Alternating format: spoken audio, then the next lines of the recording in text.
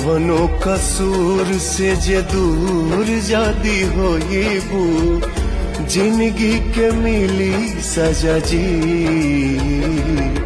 अपना बहिया में धके जवन मान कर के तू भुलाना जई हाय राजा जी।